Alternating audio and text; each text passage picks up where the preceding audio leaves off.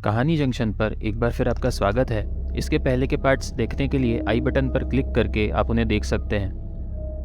दोस्तों, चैनल अगर पसंद आ रहा हो तो इसे सब्सक्राइब कर लीजिए और बेल आइकन ज़रूर प्रेस कर लीजिए। शुरू करते हैं आज की कहानी, मौत की कहानी पार्ट 18। रुद्राक्ष को भगवान शिव का अंश माना जाता है। रुद्राक्ष को लेकर पुराणों में एक कथा है। ये बताई गई है कि एक बार तप के दौरान जब भगवान भोले शंकर क्षुब्ध हो गए थे तो करण आगे कुछ कहता उसके पहले ही समीर ने बीच में ही उसे रोकते हुए कहा, एक मिनट करण, ये बता क्षुब्ध का क्या मतलब। इस पर करण ने कहा, बता रहा हूँ, सुन तो सही। इस पर शिवाय ने कहा, हाँ तू बता, हम अब कुछ नहीं बोलेंगे। करण ने बात को आगे बढ़ाते हुए कहा, क्षुब्ध यानी भावुक हो गए थे। जब शिव जी भावुक हो गए तो उनके नेत्रों से कुछ बूंदें धरती पर गिरी, जिनसे रुद्राक्ष बना।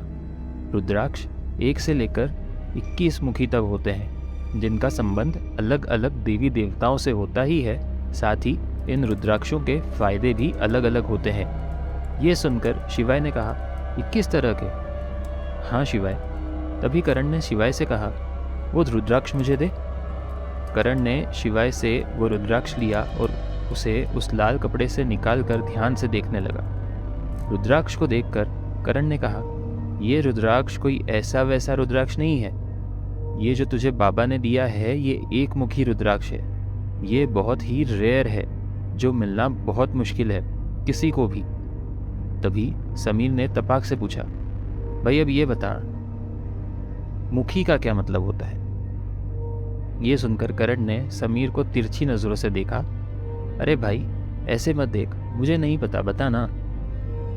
इस पर करण ने कहा, ठीक है रुक। करण ने फिर अपने सामान में से एक रुद्राक्ष निकाला। ये देखकर शिवाय ने कहा, तेरे पास भी है? हाँ, लेकिन ये जो तेरे पास है ना उससे अलग है, देख मैं दिखाता हूँ। हर रुद्राक्ष के एक कोने से लेकर दूसरे कोने तक कुछ धारियां खींची होती है। इन्हें मुख कहा जाता है। मेरे पास जो रुद्राक्ष है ये 5 मुखी है, जो आसानी से मिल जाता है। जो शिवाय, जो तेरे पास है उसमें सिर्फ एक धारी है, ध्यान से देख। करण की बात सुनकर समीर और शिवाय दोनों रुद्राक्ष को देखने लगे। समीर ने कहा, हाँ यार, इसमें तो सिर्फ एक ही लाइन है। तभी करण ने अपने हाथ में लिया हुआ रुद्राक्ष दिखाते हुए कहा, इसमें देखो, ये कितने पार्ट्स में डिवाइड है। शिवाय ने कहा, 5। हाँ बिल्कुल सही।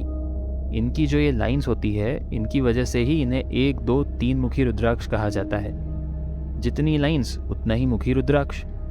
शिवाय ने फिर करण से कहा, अच्छा ये भी बता दे, जो मेरे पास रुद्राक्ष है इसके क्या फायदे हैं। समीर ने भी हाँ में हाँ कहते हुए कहा, हाँ बता, और कौन सा रुद्राक्ष मुझे रखना चाहिए, ये भी बता यार, क्या पता मेरा भी कुछ फायदा हो जाए।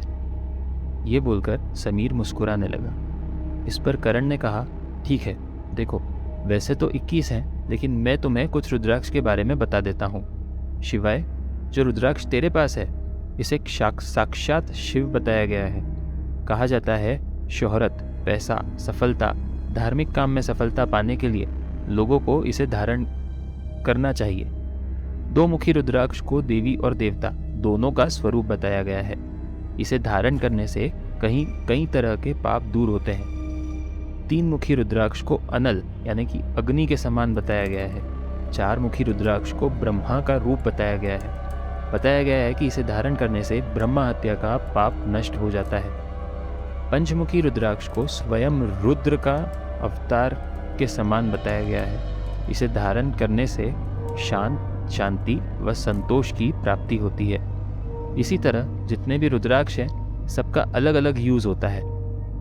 मुझे लगता है शिवाय, बाबा ने तुझे ये रुद्राक्ष इसलिए दिया होगा क्योंकि उन्हें पता था कुछ होने वाला है।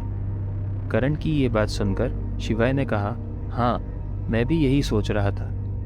तभी समीर ने तपाक से, वैसे तुम दोनों को तो बाबा अजीब नहीं लगते?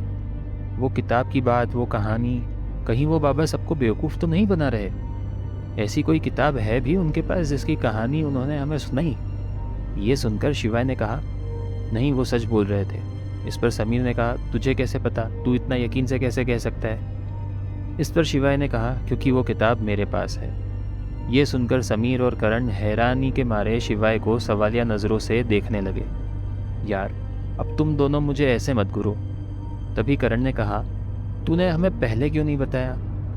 शिवाय ने फिर दोनों को समझाते हुए कहा, वो जब मैं उनके साथ गया था तब मैंने उनसे वो किताब ले ली थी, लेकिन उन्होंने मुझे कहा, ये किताब किसी और को मत देना, न इसके बारे में किसी से बात करना।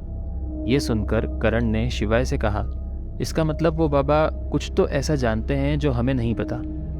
शिवाय, मुझे लगता है हमें उन बाबा से पूछना चाहिए उस सांप के बारे में। इस पर शिवाय ने कहा, हाँ, मुझे भी कुछ जानना है, वो अजीब सी चीज़ क्या थी। ये सुनकर समीर ने कहा, कौन सी चीज़ शिवाय? वो जब मैं सावी को ढूंढने गया था ना, तब उस कमरे में कुछ अजीब सी चीज़ थी, कुछ चिपचिपी सी, जो धीरे धीरे इंसान की आकृति ले रही थी। शिवाय ने फिर उन्हें सब कुछ बताया, जो कुछ उस कमरे में देखा था। ये सब सुनकर समीर के तो हाथ पाँव ने जैसे काम ही करना बंद कर दिया हो। वहीं करण भी ये सुनकर हैरान था। क्या होगा इस कहानी में आगे? आखिर कौन है वो? क्या शिवाय और उसके दोस्त जान पाएंगे उस महल का राज? जानेंगे अगले भाग में। हमसे जुड़े रहने के लिए चैनल को सब्सक्राइब करके बेल आइकन प्रेस कर लीजिए। मिलेंगे अब अपने अगले भाग में, तब तक के लिए धन्यवाद।